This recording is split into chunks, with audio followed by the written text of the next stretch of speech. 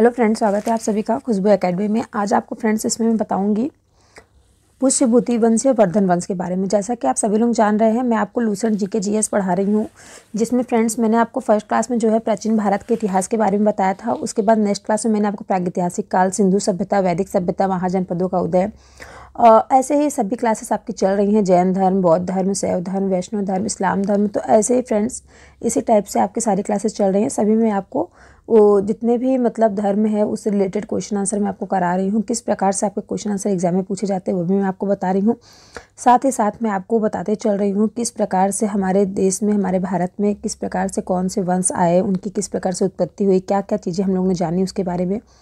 तो एक एक करके मैं आपको बताते चल रही हूँ। अगर आपको जो भी डाउट है तो आप कमेंट करके पूछ सकते हैं, और सभी से रिक्वेस्ट है कि वीडियो को लाइक, चैनल को सब्सक्राइब कर लीजिएगा। तो अब हम फ्रेंड्स क्लास को स्टार्ट करते हैं। पुष्यभूति वंश या वर्धन वंश, ठीक है। कल की क्लास में फ्रेंड्स मैंने आपको गुप्त साम्राज्य के बारे में बताया था, तो आप लोग कल की क्लास देख लीजिएगा। अगर आपको कुछ डाउट हो तो पूछिएगा, ठीक है। तो चलिए हम स्टार्ट करते हैं। गुप्त वंश के पतन के बाद क्या हुआ, जिन नए राजवंशों का उद्भव हुआ उन्होंने मैत्रक, मौखरी, पुष्यभूति, परवर्ती, गुप्त और गौड़ प्रमुख हैं। इन राजवंशों में जो पुष्यभूति वंश के शासकों ने सबसे विशाल साम्राज्य स्थापित किया था। अब देखिए फ्रेंड्स, यहाँ बात हो रही पुष्यभूति वंश के संस्थापक कौन थे, तो पुष्यभूति थे। इनकी राजधानी कहाँ थी, थानेश्वर।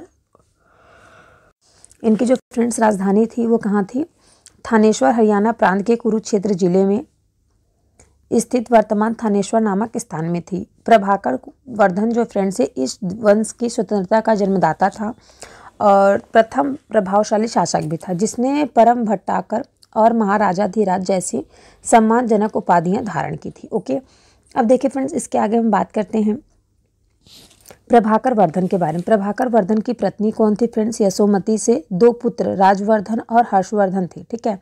प्रभाकर वर्धन था फ्रेंड्स, इसकी पत्नी कौन थी, यशोमती थी। उसके दो पुत्र थे, एक राजवर्धन था और दूसरा हर्षवर्धन, तथा एक कन्या थी राजेश्वरी उत्पन्न हुई। राजेश्वरी का जो विवाह फ्रेंड्स वो कन्नौज के मौखरी राजा ग्राम वर्मा के साथ हुआ था।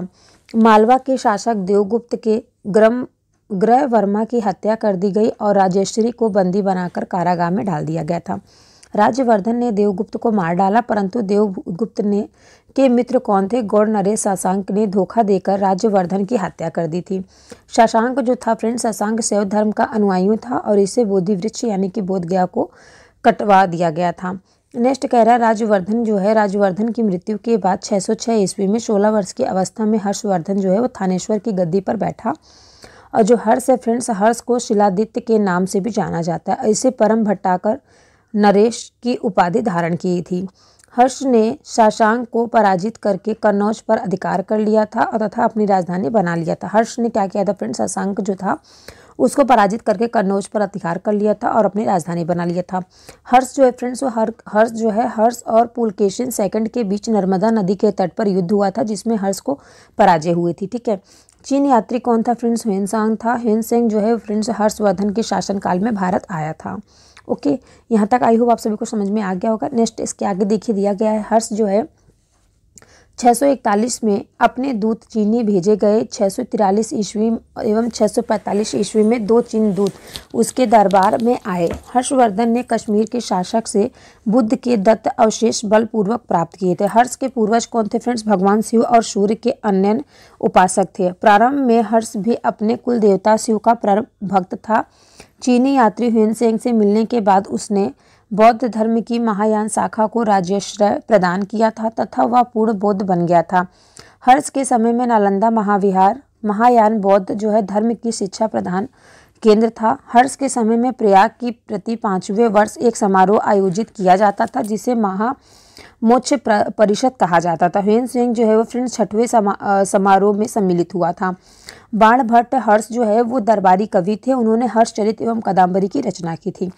अब देखिए फ्रेंड्स, यहाँ पे प्रियदर्शिका की बात हो रही। प्रियदर्शिका जो है रत्नावली तथा नागनंदा नामक 3 संस्कृत नाटक ग्रंथों की रचना हर्ष ने की थी। कहा जाता है कि धावक नामक कवि के हर्ष से पुरस्कार लेकर अपने उसके नाम से ये तीनों नाटक लिखे गए थे। कौन कौन सी फ्रेंड्स, प्रियदर्शिका, रत्नावली और नागदंदा, ये जो 3 नाटक लिखे गए थे फ्रेंड्स, ग्रंथों की रचना किसने की थी, हर्ष ने की थी। और यही कहा जाता है कि जो धावक नामक कवि ने हर्ष को पुरस्कार लेकर उसके नाम से ये तीनों नाटक लिख दिए थे, ठीक है। अब नेक्स्ट इसके बाद बात होती है फ्रेंड्स, देखिए आगे यहाँ पे कह रहा है वाणभट्ट जो है वो हर्ष के दरबारी कवि थे। उन्होंने हर्षचरित एवं कादम्बरी की रचना की थी। प्रियदर्शनी, एक सेकंड फ्रेंड्स, ये मैं आपको यहाँ तक बता चुकी हूँ। इसके बाद देखिए यहाँ पे कह रहे हैं जो हर्ष था, हर्ष को भारत का अंतिम हिंदू सम्राट कहा गया था, लेकिन वह ना तो कट्टर हिंदू था और न ही सारे देश का शासक था। ठीक है, हर्ष जो है, हर्ष के अधीनस्थ शासक कौन थे? महाराज अथवा महासामंत कहे जाते थे। हर्ष के मंत्री परिषद के मंत्री को सचिव या अमात्य कहा जाता था। प्रशासक की जो सुविधा थी, सुविधा के लिए हर्ष का जो साम्राज्य कई प्रांतों में विभाजित था। प्रांत को भूति, प्रांत को क्या कहा था? भूति कहा जाता था। प्रत्येक भूति का जो शासक था उसको राजस्थानीय उपारिक अथवा राष्ट्रीय कहलाता था। हर्षचरित जो फ्रेंड्स है, हर्षचरित में प्रांतीय शासक के लिए लोकपाल शब्द आया था। ठीक है, हर्षचरित में जो है फ्रेंड्स प्रांतीय शासक के लिए किस नाम के लिए यूज किया गया था? लोकपाल नामक शासक का यूज किया गया था।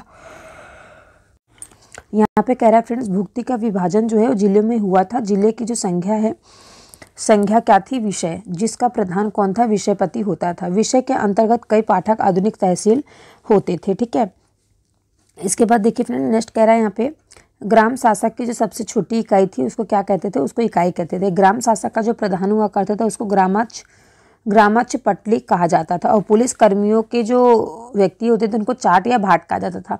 ये फ्रेंड्स देखिए जो चाट या भाट है फ्रेंड्स, ये देखिए ये जो है ये मौर्य साम्राज्य में भी जो था उसमें भी जितने भी पुलिसकर्मी थे उनको चाट व भाट कहा जाता था। पुलिस विभाग के साधारण जो कर्मचारी थे उनको क्या कहा? चाट व भाट कहा जाता था। और दंड पासिका अथवा दांडिक पुलिस विभाग के अधिकारी होते थे। अश्वसेन के अधिकारियों को बृहदेश्वर, पैदल सेना के अधिकारियों को बलाधिकृत या फिर महाबलीधिकृत कहा जाता था। हर्षचरित में सिंचाई के साधन के रूप में तुला यंत्र, जल पंप का उल्लेख मिलता है। हर्ष के समय मथुरा सूती वस्त्रों के निर्माण के लिए क्या थी? प्रसिद्ध थी। ठीक है फ्रेंड्स, यहाँ पे देखिए दिया गया है हर्षचरित के अनुसार हर्ष की मंत्री परिषद यानी कि भंडी किसको कहते थे? जो प्रधान सचिव होता था उसको भंडी कहा जाता था। सिंहनाथ कहा जाता था जो प्रधान सेनापति होता था। कुलंत किसे कहा जाता था? जो अश्वसेना का प्रधान हुआ करता था। और फ्रेंड्स यहाँ बताया गया स्कंदगुप्त जो यानी कि जो गज सेना का प्रमुख होता था उसको स्कंदगुप्त कहा जाता था। ओके, यहाँ तक आई होप आप सभी को समझ में आ गया होगा। मैंने पुष्यभूति वंश या वर्धन वंश के बारे में आपको बताया कि जो पुष्यभूति वंश है इसके संस्थापक पुष्यभूति थे और इसकी राजधानी मैंने आपको थानेश्वर बताई। और इसमें मैंने आपको बताया जो शाशांक शैव धर्म का अनुयायी था और इसमें जो है बोधि वृक्ष यानी कि बोध गया का कटवा दिया गया था। ठीक है, बोधि वृक्ष को क्या किया गया था? कटवा दिया गया था। ठीक है, और हर्ष और पुलकेशिन सेकंड के बीच में जो लड़ाई हुई थी वो नर्मदा नदी के तट पर युद्ध हुआ था, जिसमें क्या हुआ था? हर्ष विजय हुआ था, पुलकेशिन हार गया था।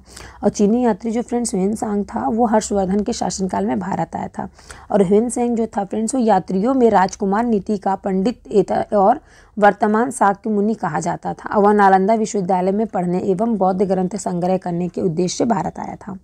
ओके, आपको देखिए फ्रेंड्स इसकी जो मोटी मोटी हेडिंग थी वो मैं आपको बता दे रही हूँ। और हर्ष जो था फ्रेंड्स, हर्ष के जो पूर्वज थे भगवान शिव और सूर्य के अनन्य उपासक थे। और प्रारंभ में हर्ष क्या हुआ? हर्ष भी एक कुल देवता शिव का परम भक्त था। चीनी यात्री जो ह्वेनसांग से मिलने के बाद उसने क्या किया? बौद्ध धर्म का महायान शाखा को राजाश्रय प्रदान किया और वह पूर्ण रूप से क्या हो गया? बौद्ध बन गया। ठीक है, और हर्ष के समय में क्या था? नालंदा महाविहार महायान बौद्ध धर्म की धर्मशाला का प्रधान केंद्र था। ओके, तो यहाँ तक आई होप आप सभी को समझ में आ गया होगा। अब इसके आगे फ्रेंड्स मैं नेक्स्ट एक चीज़ और मैं आपको बता दूँ, हर्षचरित के प्रांतीय शासक जो थे फ्रेंड उसको लोकपाल के लिए लोकपाल शब्द का यूज किया गया था। अब देखिए इसके बाद में अब मैं आपको बताऊंगी दक्षिण भारत के प्रमुख राजवंश के बारे में। ठीक है, तो आई होप यहाँ तक आप सभी को समझ में आ गया। कोई डाउट हो तो कमेंट करके पूछ लीजिएगा। और सभी से रिक्वेस्ट है कि चैनल को सब्सक्राइब, वीडियो को लाइक और अपने दोस्तों में शेयर करते रहिए। ओके, तो लाइक आपको बार बार नहीं करना, लाइक एक ही बार करना है। शेयर आप लोग बार बार कीजिए अपने दोस्तों में, जो दोस्त छोटे जा रहे हैं उनको भी कीजिए, क्योंकि जो आपका एग्ज़ाम आने वाला है बीपीएससी का एग्ज़ाम हाल ही में आपको फरवरी में दिख जाएगा। और मैं उत्तर प्रदेश की टेट सुपर टेट की तो बात नहीं कर सकती क्योंकि इसकी कोई जानकारी भी मुझे नहीं मिल रही है, लेकिन आपका झारखंड का टेट आने वाला है और फिर उसके बाद रीट आपका एग्ज़ाम आ गया है। रीट का आप लोग फॉर्म अप्लाई कर सकते हैं। ठीक है, तो चलिए हम बात करते हैं आगे। देखिए फ्रेंड्स, अब मैं बात करूंगी यहाँ पे दक्षिण भारत के प्रमुख राजवंश के बारे में। तो सबसे पहले यहाँ पे बात होगी पल्लव वंश की, उसके बाद हम बताएंगे आपको राष्ट्रकूट के बारे में, फिर उसके बाद मैं आपको बताऊंगी चालुक्य वंश कौटिल्य के बारे में, उसके बाद चालुक्य वंश वातापी के बारे में, उसके बाद चालुक्य वंश वैग्वी के बारे में। ठीक है, तो इस प्रकार से फ्रेंड्स जो आज की क्लास है काफ़ी ज़्यादा लंबी होने वाली है। दक्षिण भारत के प्रमुख राजवंश जो है ये काफ़ी लंबा है, तो आप लोग पूरा ध्यान से सुनिएगा क्योंकि इसी सबसे ज़्यादा क्वेश्चन आंसर आपके एग्जाम में पूछे जाते हैं। तो सबसे पहले देखिए हम बात करेंगे पल्लव वंश की। पल्लव वंश क्या है फ्रेंड्स? पल्लव वंश का जो संस्थापक था वो कौन था? सिंह विष्णु थे। ठीक है, जो 575 से 600 ईसा पूर्व में आया था। इसकी राजधानी क्या थी? कांची थी, यानी कि तमिलनाडु के कांचीपुरम में थी। और यह जो है वैष्णव धर्म का अनुयायी था। ठीक है, वैष्णव धर्म मैंने आपको बताया था, यानी कि विष्णु भगवान से, कृष्ण भगवान से रिलेट है। नेक्स्ट कह रहा है किरातार्जुनियम के लेखक जो है वो हैं भारवी सिंह, विष्णु के दरबार में रहते थे। नेक्स्ट है बल्लव वंश के प्रमुख शासक हुए जैसे क्रमशः महेंद्र वर्मन प्रथम 600 से 630 ईसा पूर्व। उसके बाद नरसिंह वर्मन प्रथम आया जो 630 से 668 ईसा पूर्व में रहा। उसके बाद आपके महेंद्र वर्मन आए द्वितीय जो 668 से 670 ईसा पूर्व रहे। उसके बाद परमेश्वर वर्मन प्रथम आए जो 670 से 680 ईस्वी रहे। उसके बाद आपके नरसिंगम वर्मन आए सेकंड जो 704 से 728 ईसा पूर्व रहे। उसके बाद आपके नंदी वर्मन सेकंड आते हैं जो 731 से 795 ईसा पूर्व तक रहे। अब पल्लव वंश का जो अंतिम शासक था फ्रेंड्स वो तो कौन था? अपराजित वर्मन था जो 869 से 897 ईसा पूर्व तक रहा, 89 से 97 ईसा पूर्व तक रहा। इसके बाद फ्रेंड्स यहाँ बात होती है मत विलास प्रहसन की जो रचना थी वो महेंद्र वर्मन ने की थी। और महेंद्र वर्मन जो है शुरू में जैन मतावलंबी था, परंतु बाद में क्या हुआ? तमिल संत अपार के प्रभाव में आकर शैव बन गया था। इसके बाद नेक्स्ट कह रहा है कि महाबलीपुरम में एक एकाश्रम मंदिर जिन्हें रथ कहा जाता था का निर्माण जो है पल्लव राजा नरसिंगम वर्मन प्रथम ने के द्वारा करवाया गया था। और रथ मंदिर की जो संख्या है वो कितनी थी? 7 थी। रथ मंदिर के में सबसे छोटा जो वो था द्रौपदी रथ है जिसमें किसी प्रकार का अलंकरण नहीं किया मिलता है। वातापी कोट की जो उपाधि है फ्रेंड्स ये नरसिंगम वर्मन प्रथम ने धारण की थी। अरबों के आक्रमण के समय जो है वो पल्लवों का शासक नरसिंगम सेकंड था और उसने राज सिंह राजाओं में सिंह आगामी प्रिय शास्त्रों का प्रेमी और शंकर भक्त शिव का उपासक की उपाधि धारण की थी। उसने कांची के कैलाशनाथ मंदिर का निर्माण भी करवाया था जिसे राज सिद्धेश्वरी मंदिर भी कहा जाता है। और इस मंदिर के निर्माण से द्रविड़ स्थापत्य कला की शुरुआत हुई। महाबलीपुरम में शेर मंदिर है। ठीक है, महाबलीपुरम में कौन सा मंदिर है? शेर मंदिर स्थापित है। इसके बाद नेक्स्ट फ्रेंड ये कह रहा है कांची के कैलाशनाथ मंदिर में पल्लव राजाओं और रानियों की आदमकद तस्वीरें लगी हैं। ठीक है, जो कांची के कैलाश मंदिर है उसमें पल्लव राजा और रानियों की क्या लगी हैं? इसमें तस्वीरें लगी हुई हैं। उसके बाद कह रहा है 10 कुमार चरित के लेखक जो हैं वो हैं दंडी नरसिंगम वर्मन द्वितीय के दरबार में रहते थे, जो 10 कुमार चरित के लेखक हैं। इसके बाद नेक्स्ट कह रहा है जो कांची के मुक्तेश्वर मंदिर तथा बैकुंठ पेरुमाल मंदिर का निर्माण जो है वो नंदी वर्मन द्वितीय ने करवाया था। नेक्स्ट कह रहा है प्रसिद्ध जो वैष्णव संत तिरुमंडाई अलवार नंदी वर्मन द्वितीय ने समकालीन थे। अब देखिए फ्रेंड्स यहाँ पे बात होगी जो प्रसिद्ध वैष्णव संत का जो तिरुमंदुर अलवार है वो नंदी वर्मन द्वितीय के समकालीन था। इसके बाद फ्रेंड्स अब यहाँ बात आती है राष्ट्रकूट की। राष्ट्रकूट क्या है फ्रेंड्स? राष्ट्रकूट वंश का जो संस्थापक थे वो दंती दुर्ग था जो 752 ईस्वी तक था। ठीक है, कौन था? 752 ईस्वी तक था क्योंकि पल्लव वंश का जो अंतिम राजा था वो कौन था? अपराजित वर्मन था जो 889 ईस्वी से 897 ईस्वी तक था। ठीक है, इसके बाद यहाँ पे मैंने आपको बता दिया राष्ट्रकूट वंश के। राष्ट्रकूट वंश के जो संस्थापक थे वो दंती दुर्ग थे जो 752 ईस्वी था। शुरुआत में वे कर्नाटक के चालुक्य राजाओं के अधीन थे। इसकी राजधानी क्या थी? मानकिर या मान्यखेत, यानी कि वर्तमान में मालखेड़ और सोलापुर के निकट थी। ठीक है, राष्ट्रकूट वंश के प्रमुख जो थे वो शासक थे जैसे कि कृष्ण प्रथम, ध्रुव, गोविंद तृतीय, अमोघ वर्ष, कृष्णा सेकंड, इंद्र थर्ड एवं कृष्णा थर्ड। ठीक है, इस प्रकार से क्या थे? राष्ट्रकूट वंश के प्रमुख शासक थे। अब देखिए यहाँ पे तो मैंने आपको राष्ट्रकूट राजवंश का जो प्रथम संस्थापक थे उसके बारे में बता दिया। इसके बाद इसमें कौन कौन से शासक थे? राष्ट्रकूट वंश के प्रमुख शासक कौन कौन थे इसके बारे में मैंने आपको बता दिया। अब देखिए इसके बारे में आपको बताती हूँ जो एलोरा के प्रसिद्ध कैलाश मंदिर का निर्माण है वो किसने करवाया था? तो कृष्णा प्रथम ने करवाया था। ध्रुव राष्ट्रकूट वंश का जो पहला शासक था वो कौन था? जिसने कन्नौज पर अधिकार करने हेतु त्रिपक्षीय संघर्ष में भाग लिया था और प्रतिहार नरेश वत्स्य राज्य एवं पाल नरेश धर्मपाल को पराजित किया था। इसके बाद कह रहा है ध्रुव को धारावर्ष भी कहा जाता है। ध्रुव को क्या कहा जाता है फ्रेंड? धारावर्ष भी कहा जाता है। गोविंद तृतीय ने त्रिपक्षीय संघर्ष में भाग लेकर चक्रा युद्ध एवं उसके संरक्षक धर्मपाल तथा प्रतिहार वंश के शासक नागभट्ट सेकंड को पराजित किया था। अब यहाँ पे कह रहा है जो पल्लव है और पांड्य है, पल्लव पांड्य केरल एवं गंग शासकों के संघ को गोविंद थर्ड ने नष्ट किया था। ठीक है, गोविंद थर्ड ने किसको किसको नष्ट किया था? पल्लव, पांडव और केरल एवं गंग शासकों के संघ को नष्ट किया गया था। इसके बाद कह रहा है अमोघ वर्ष जो है जैन धर्म का अनुयायी था। अमोघ वर्ष किसका अनुयायी था? तो जैन धर्म का अनुयायी था और इसे कन्नड़ में कविराज मार्ग की रचना की थी। आदि पुराण में रचनाकार जिनसेन गणित सार संग्रह के लेखक महावीरचार्य एवं अमोघ वृत्ति के लेखक सत्यायन अमोघ वर्ष के दरबार में रहते थे। अमोघ वर्ष ने तुंगभद्रा नदी के जल समाधि लेकर अपने जीवन का अंत किया था। इंद्र थर्ड के शासक काल में अरब निवासी अलमसूदी भारत आया। इसने तत्कालीन राष्ट्रकूट शासकों को भारत का सर्वश्रेष्ठ शासक कहा था। ओके, यहाँ तक तो आप सभी को आई फ्रेंड समझ में आ गया होगा कि जो अमोघ वर्ष था वो जैन धर्म का अनुयायी था और इसे कन्नड़ के कविराज मार्ग की रचना की थी। इसके बाद यहाँ बताया गया जो अमोघ वर्ष था वो तुंगभद्रा नदी में जल समाधि लेकर अपने जीवन का अंत कर दिया था। ठीक है, अब देखिए इसके बाद यहाँ पे आगे बात हो रही है राष्ट्रकूट वंश का जो अंतिम महान शासक हुआ वो कौन हुआ? कृष्णा थर्ड हुए। इसी के दरबार में कन्नड़ भाषा के कवि पोन्ना रहते थे। कौन रहता था फ्रेंड्स? कवि पोन्ना रहते थे जिन्होंने शांति पुराण की रचना की थी। कल्याणी के चालुक्य तैलप सेकंड ने 973 ईस्वी में कर्क को हटाकर राष्ट्रकूट राज्य का अपना अधिकार कर लिया और कल्याणी के चालुक्य वंश की नींव डाली। इसके बाद कह रहा है एलोरा एवं एलिफेंटा जो है वो महाराष्ट्र गुहा मंदिरों का निर्माण राष्ट्रकूटों के समय में ही हुआ था। ये फ्रेंड्स देखिए काफ़ी ज़्यादा पूछे जाने वाला प्रश्न है कि एलोरा एवं एलिफेंटा यानी कि जो महाराष्ट्र में है ये गुहा मंदिरों का निर्माण किसने करवाया था, किस समय में हुआ था? तो राष्ट्रकूटों के समय में हुआ था।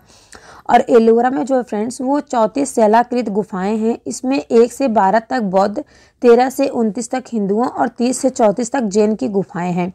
बौद्ध गुफाओं में सबसे प्रसिद्ध है विश्वकर्मा गुफा जो संख्या 10 है। इसमें एक चैत्य है, वहाँ पर 2 मंजिले और 3 मंजिले गुफाएं भी हैं जिन्हें 2 थल तथा 3 थल नाम दिया गया है। एलोरा की गुफा जो 15 में विष्णु को नरक सिंह तथा अर्थात पुरुष सिंह के रूप में दिखलाया गया है। एलोरा गुफाएं का सर्वप्रथम उल्लेख जो है फ्रेंड्स फ्रांसीसी यात्री थेविनेट ने 17वीं शताब्दी में किया था। राष्ट्रकूट सेव जो है फ्रेंड्स वैष्णव शाक्त संप्रदायों के साथ साथ जैन धर्म के भी उपासक थे। राष्ट्रकूटों ने अपने राज्य में मुसलमान व्यापारियों को बसाने तथा इस्लाम के प्रचार की स्वीकृति दी थी। ओके, यहाँ तक आई हो फ्रेंड्स आप सभी को समझ में आ गया होगा। इसके आगे हम लोग बढ़ते हैं। कहीं कोई डाउट हो तो कमेंट करके आप लोग पूछ लीजिएगा। तो इसके आगे देखिए फ्रेंड्स अब यहाँ पे स्टार्ट होता है चालुक्य वंश कल्याणी। ठीक है, चालुक्य वंश कल्याणी के बारे में स्टार्ट होता है। इसके पहले फ्रेंड्स देखिए जिसमें मैंने आपको बताया कि राष्ट्रकूटों ने क्या किया था, अपने राज्यों में मुसलमान व्यापारियों को बसाने तथा इस्लाम के प्रचार की स्वीकृति दे दी थी। इसके बाद यहाँ पे देखिए फ्रेंड्स जो कल्याणी के चालुक्य वंश की स्थापना जो है वो तैलप सेकंड ने की थी। तैलप सेकंड जो फ्रेंड्स यहाँ पे मैंने आपको बताया था कल्याणी के जो चालुक्य जो हैं तैलप सेकंड ने 973 ईस्वी में कर्क को हरा करके राष्ट्रकूट राज पर अपना अधिकार कर लिया था और कल्याणी के चालुक्य वंश की नींव डाली थी। ठीक है, तो वही है फ्रेंड्स यहाँ पे जो कल्याणी के चालुक्य वंश की स्थापना की थी, फिर नींव डाली थी, किसने की थी? तो तैलप सेकंड ने की थी। इसकी राजधानी जो है फ्रेंड्स वो क्या थी? मान्यखेड़ थी। चालुक्य वंश जो है वो कल्याणी के प्रमुख शासक हुए। तैलप प्रथम, तैलप द्वितीय, विक्रमादित्य, जय Singh, Someshwar second, Vikramaditya fourth, Rameshwar third और तैलप थर्ड। तो रामेश्वर प्रथम ने मान्यखेड़ की से राजधानी हटाकर कल्याणी कर्नाटक को बनाया था। कल्याणी यानी कि फ्रेंड्स क्या है? कर्नाटक। ओके, इसके बाद नेक्स्ट है कि इस वंश का सबसे प्रतापी शासक जो था विक्रमादित्य फोर्थ था। विल्लड़ एवं विज्ञानेश्वर विक्रमादित्य फोर्थ के दरबार में ही रहते थे। मिताक्षरा जो है फ्रेंड्स हिंदू विधि ग्रंथ यज्ञवल्क्य स्मृति पर व्याख्या नामक ग्रंथ की रचना महान विविधता विज्ञानेश्वर ने की थी। ओके फ्रेंड्स, यहाँ तक सभी को समझ में आया। अब इसके आगे देखिए हम लोग यहाँ बात करते हैं विक्रमांक देवचरित की जो रचना है वो किसने की थी? विल्लड़ ने की थी और इसमें विक्रमादित्य फोर्थ के जीवन पर प्रकाश डाला गया है। तो देखिए जो मैंने आपको बताया चालुक्य वंश में कल्याणी के बारे में, तो इसकी जो नींव रखी थी किसने? तैलप सेकंड ने रखी थी। और इसमें जो है फ्रेंड्स विल्लड़ और विज्ञानेश्वर इसके जो सबसे अच्छे जो प्रतापी राजा थे वो विक्रमादित्य फोर्थ था। ठीक है, और सोमेश्वर प्रथम के मान्यखेट से राजधानी हटा करके क्या कर ली थी, कल्याणी यानी कि कर्नाटक को बनाया गया था। अब इसके बाद फ्रेंड्स यहाँ पे स्टार्ट होता है चालुक्य वंश वातापी के बारे में। चालुक्य वंश वातापी क्या कहता है, जय सिंह ने वातापी के चालुक्य वंश की स्थापना की थी, जिसकी राजधानी वातापी यानी कि बीजापुर के निकट थी। और इस वंश के प्रमुख शासक कौन थे, पुलकेशिन प्रथम, कीर्तिवर्मन, पुलकेशिन सेकंड, विक्रमादित्य, विनयदित्य एवं विजयादित्य। इनमें सबसे प्रतापी राजा जो था वो कौन था फ्रेंड्स, पुलकेशिन सेकंड था। जबकि फ्रेंड्स मैंने आपको चालुक्य वंश कल्याणी यानी कि फ्रेंड्स कल्याणी मतलब कर्नाटक समझ रहे हैं, वातापी यानी कि बीजापुर। ओके, तो सभी जगह की वजह से क्या हुआ, चालुक्य वंश कल्याणी, चालुक्य वंश वातापी। और फिर इसके बाद मैं आपको बताऊंगी चालुक्य वंश वेगी यानी कि आंध्र प्रदेश के बारे में। ओके, तो देखिए फ्रेंड्स यहाँ पे जो है इसके जो प्रमुख शासक के बारे में मैंने आपको बताया। इस वंश के जो प्रमुख शासन कौन कौन थे, पुलकेशिन प्रथम, कीर्तिवर्मन, पुलकेशिन सेकंड, विक्रमादित्य, विनयदित्य और विजयादित्य। इसमें सबसे प्रतापी राजा कौन था, पुलकेशिन सेकंड था। इसके बाद यहाँ मैं आपको बता रही महाकूट स्तंभ लेख से प्रमाणित होता है कि पुलकेशिन सेकंड बहुत सुवर्ण एवं अग्निष्टोम यज्ञ संपन्न करवाया। जिनेन्द्र और का मुकेती मंदिर पुलकेशिन सेकंड ने बनवाया था। पुलकेशिन सेकंड ने हर्षवर्धन को हराकर परमेश्वर की उपाधि धारण की थी और इसने ही क्या किया था, दक्षिणापथेश्वर की उपाधि भी धारण की थी। अब पल्लव वंशी जो है, पल्लव वंशी शासक नरसिंह वर्मन प्रथम ने पुलकेशिन सेकंड को लगभग 642 ईस्वी में परास्त कर दिया था। उसके बाद उसकी राजधानी जो थी वो बदाबी पर अधिकार कर लिया था। संभवतः इसी युद्ध में पुलकेशिन सेकंड जो है वो मारा गया था और इसी विजय के बाद नरसिंहम वर्मन ने वातापी कोट की उपाधि धारण की थी। ठीक है, यहाँ पे क्या किया उन्होंने, वातापी कोट की उपाधि उन्होंने क्या किया, धारण कर ली। इसके बाद क्या होता है फ्रेंड्स, चलिए इसके आगे हम बात करते हैं वाताप। तो इसके आगे जो एलो है, एलोह, तो देखिए फ्रेंड्स यहाँ बात हो रही एलो जो है, एलो अभिलेख का संबंध जो है पुलकेशिन सेकंड से है। लेखक कौन थे इसके, रवि कीर्ति थे। अजंता के एक गुहा चित्र में फारसी दूत मंडल को स्वागत करते हुए पुलकेशिन सेकंड को दिखाया गया है। वातापी का जो निर्माण करता है वो कौन है, कीर्तिवर्मन को माना जाता है। मालवा को जीतने के बाद विनयदित्य ने क्या किया था, सकलोत्तरपथ नाथ की उपाधि धारण की थी। विक्रमादित्य सेकंड ने शासनकाल में ही दक्कन में अरबों ने आक्रमण किया और इस आक्रमण का जो मुकाबला है वो विक्रमादित्य के भतीजे पुलकेशिन ने किया था। इस अभियान की सफलता पर विक्रमादित्य सेकंड ने इसे अभिनय जन आश्रय की उपाधि भी प्रदान की थी। और नेक्स्ट कह रहा है कि विक्रमादित्य सेकंड की जो प्रथम पत्नी कौन थी, लोक महादेवी थी। इन्होंने पद्यकल में विरूपाक्ष महादेव मंदिर तक तथा उसकी दूसरी पत्नी जो है त्रिलोक के देवी ने त्रिलोकेश्वर मंदिर का निर्माण करवाया था। विक्रमादित्य की दो पत्नी थी, पहली पत्नी ने जो है वो लोक महादेवी थी जिन्होंने विरूपाक्ष महादेव मंदिर का निर्माण करवाया था और दूसरी जो उनकी पत्नी थी त्रिलोक के देवी, इन्होंने त्रिलोकेश्वर महादेव का मंदिर का निर्माण करवाया था। इसके बाद नेक्स्ट फ्रेंड्स यहाँ पे आता है इस वंश का जो अंतिम राजा था वो कौन था, कीर्तिवर्मन था। कीर्तिवर्मन द्वितीय था और इसे इसके सामंत दंती दुर्ग से परास्त कर एक नए वंश यानी कि राष्ट्रकूट वंश की स्थापना की थी। अब ये देखिए यहाँ पे कह रहा है एलो को मंदिर का शहर भी कहा जाता है। एलो को किसका शहर कहा जाता है, मंदिरों का शहर कहा जाता है। ठीक है, अब देखिए यहाँ पे जो है फ्रेंड्स, यहाँ पे आपका जो है चालुक्य वंश का कल्याणी, चालुक्य वंश का वातापी कंप्लीट होता है। अब इसके बाद हम बात करेंगे चालुक्य वंश का वेगी के बारे में। तो देखिए चालुक्य वंश का जो वेगी है, ये वेगी यानी कि फ्रेंड्स आंध्र प्रदेश से रिलेटेड। ठीक है, जैसे कि देखिए यहाँ पे दिया गया है वेगी वंश के चालुक्य वंश का जो संस्थापक है वो विष्णुवर्धन था और इसकी राजधानी क्या थी, वेगी यानी कि आंध्र प्रदेश में थी। इस वंश के जो प्रमुख शासक थे जयसिंह प्रथम, इंद्रवर्धन, विष्णुवर्धन द्वितीय, जयसिंह द्वितीय एवं विष्णुवर्धन थर्ड थे। इसके बाद कह रहा है इस वंश के जो सबसे प्रतापी राजा थे वो विजयादित्य तृतीय था, जिसका सेनापति कौन था, पडरंग था।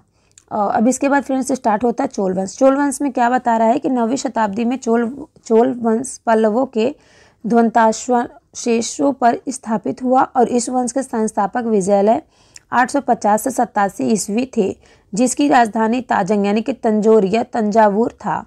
तंजावुर का वास्तुकार कुंजरमल्ला जो है वो राजा राजपेंथु तच्चा था।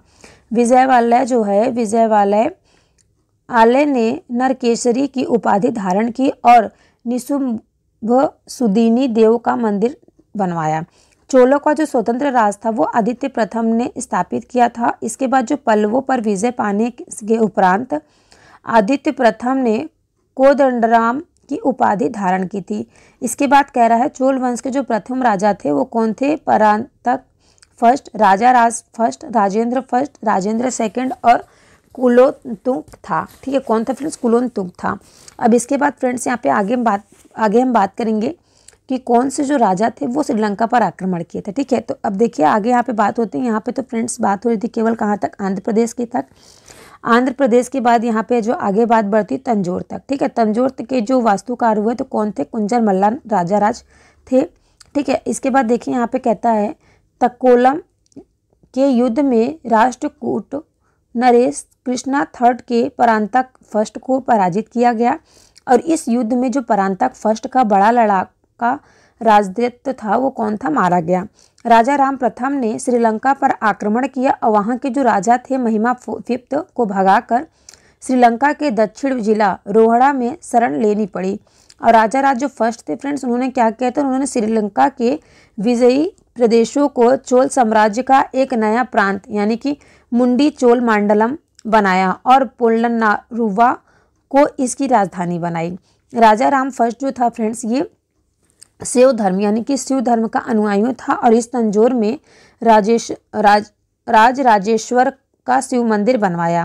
ठीक है, राजा राज फर्स्ट ने क्या किया? ये शैव धर्म का अनुयायी था, इसने क्या किया? तंजौर में राजराजेश्वर का शिव मंदिर बनवाया। और चोल साम्राज्य का जो सर्वाधिक विस्तार है ये राजेंद्र प्रथम के शासन काल में हुआ था। बंगाल के पाल शासक महिपाल को पराजित करने के बाद राजेंद्र प्रथम ने गंगेकोंड चोल की उपाधि धारण की और नवीन राजधानी गंगेकोंड चोलपुरम के निकट चोल गंगम नामक विशाल तालाब का निर्माण भी करवाया था। तो जो है फ्रेंड्स विशाल तालाब का निर्माण किसने करवाया था? तो ये करवाया था फ्रेंड्स राजेंद्र प्रथम ने करवाया था। ठीक है, अब देखिए इसके बाद हम आगे बात करेंगे, थोड़ा सा इंपॉर्टेंट पॉइंट है यहाँ पे। देखिए चोल काल में भूमि के प्रकार, किस प्रकार से चोल काल में भूमि थी? तो देखिए जो वल्लभ नवगाई था इसको गैर ब्राह्मण किसान स्वामी की भूमि थी, उसको क्या? वल्लभ गवाई कहा जाता था। इसके बाद ब्रह्मदेह जो है फ्रेंड्स ये ब्राह्मणों को उपहार में दी गई भूमि को कहा जाता था। उसके बाद कह रहा है सालाभोग जो है फ्रेंड्स किसी विद्यालय के रख रखाव की भूमि को कहा जाता था। और देवदान या तिरुमट्टाकी जो है ये मंदिरों को उपहार में दी गई भूमि को कहा जाता था। अपल्ली चंदनम जो है ये जैन स्थानों को दान में दी गई भूमि को कहा जाता था। इसके बाद फ्रेंड्स यहाँ इंपॉर्टेंट पॉइंट है, नोट दिया गया है कि गजनी का जो सुल्तान था मोहम्मद राजेंद्र प्रथम का समकालीन था। ठीक है, अब देखिए फ्रेंड्स यहाँ पे बात हो रही है और राजेंद्र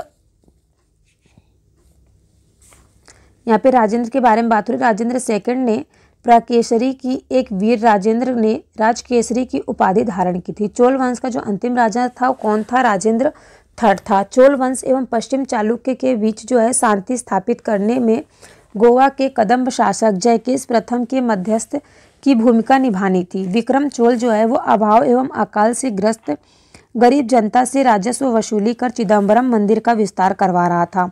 इसके बाद क्या हुआ? कलुंतुक सेकंड ने चिदम्बरम मंदिर में स्थित गोविंद राज विष्णु की मूर्ति को समुद्र में फेंकवा दिया। कालांतर में वैष्णव आचार्य रामानुजाचार्य ने उक्त मंदिरों को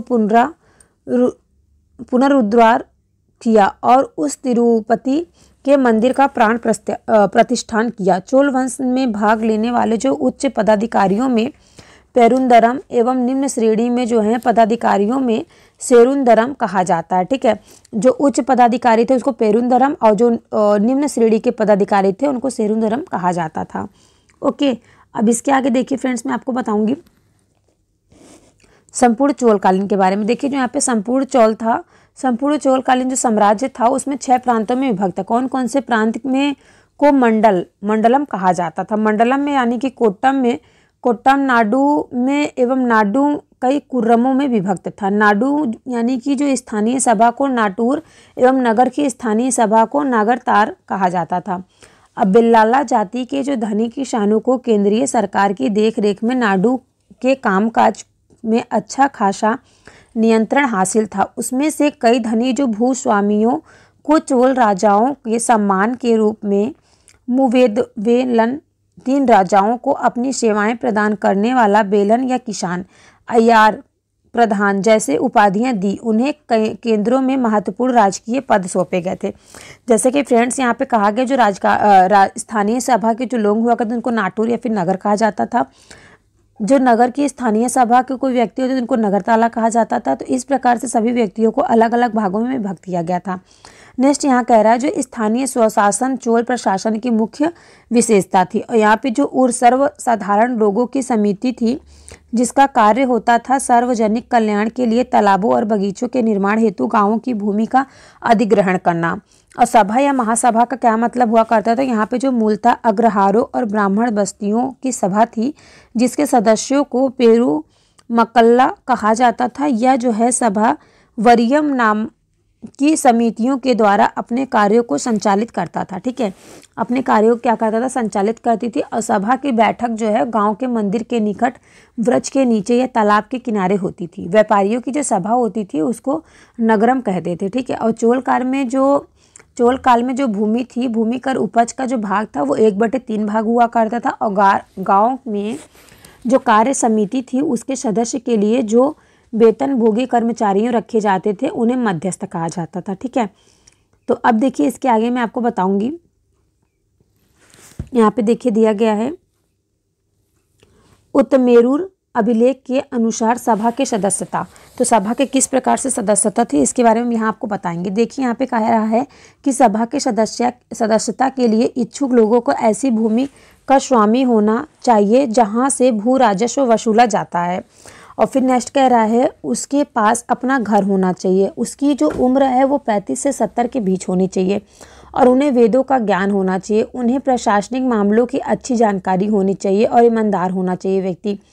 यदि कोई पिछले 3 सालों में किसी समिति का सदस्य रहा तो वह किसी और समिति का सदस्य नहीं बन सकता। जिसने अपने या अपने संबंधियों के खाते जमा नहीं कराए हैं वह चुनाव नहीं लड़ सकता। तो ये फ्रेंड्स जो था ये किसके लिए मैंने आपको बताया, ये उच्च मेरू अभिलेखों के अनुसार सभा की सदस्यता के लिए, जो सभा का सदस्य बन सकता है उसके लिए इतनी चीज़ें होनी जरूरी होती है। ठीक है, इसके बाद नेक्स्ट फ्रेंड्स देखिए कह रहा है कि जो ब्राह्मण को दी गई कर मुक्ति भूमि को चतुर्वेदों में क्या मंगलम एवं दान दी गई भूमि को ब्रह्म देह कहलाती थी। ठीक है, क्या कहलाती थी, ब्राह्मण देह कहलाती थी। इसके बाद नेक्स्ट कह रहा है कि चोल सेना का सबसे संगठित अंग क्या था, पदाती सेना कहलाता था। नेक्स्ट कह रहा है चोल काल में कलंजू सोने के सिक्के थे। तमिल कवियों में जगन्योर, ठीक है फ्रेंड्स क्या कह रहा है, जो यहाँ पे जंग्योदर प्रसिद्ध कवि था। कुलोत्तुंग प्रथम जो था वो राजकवि था और उसकी रचना किसने की थी, कलिंग तुपर्णी ने किया था। नेक्स्ट कह रहा है कंबन जो है, कंबन ओट्टाकुट्टम और पुंगदेलेदी को तमिल साहित्य का त्रिरत्न कहा जाता था। ठीक है, अब देखिए फ्रेंड्स नेक्स्ट कह रहा है कि उत्तर मेरू शिलालेख जो सभा संस्था का विस्तृत वर्णन उपस्थित करता है। परांतक प्रथम ने शासन काल से संबंधित है। चोलों की राजधानी क्या थी, कालक्रम के अनुसार उरेयूर, तंजोड़, गंगकोड़, चोलमपुरम एवं काची थी। चोल काल में सड़कों की देखभाल जो है वो बागान समितियां करती थी। चोल काल में जो आम वस्तुएं थी उसको आदान प्रदान का आधार जो है वो धान था।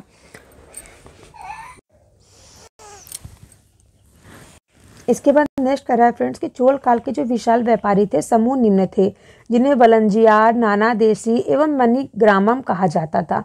इसके बाद कह रहा जो विष्णु के उपासक थे वो अलवार एवं शिव के उपासक नैनाद संत कहलाते थे।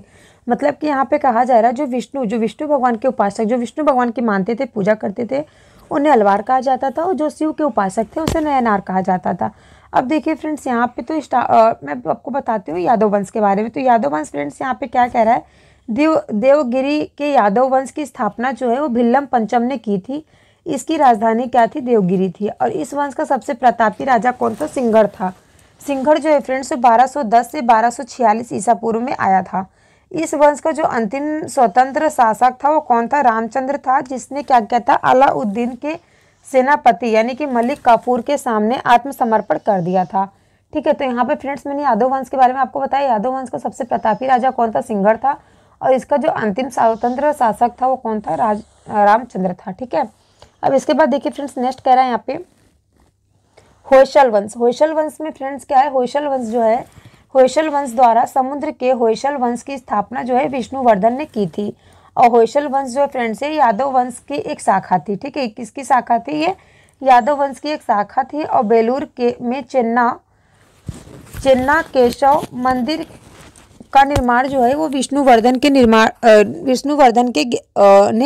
1117 ईस्वी में किया था। होयसल वंश का जो अंतिम शासक था वो वीर वल्लभ तृतीय था, जिसे मलिक काफूर ने हराया था। इसके बाद कह रहा है होयसल वंश की जो राजधानी है ये द्वार समुद्र आधुनिक हड़ेविल था।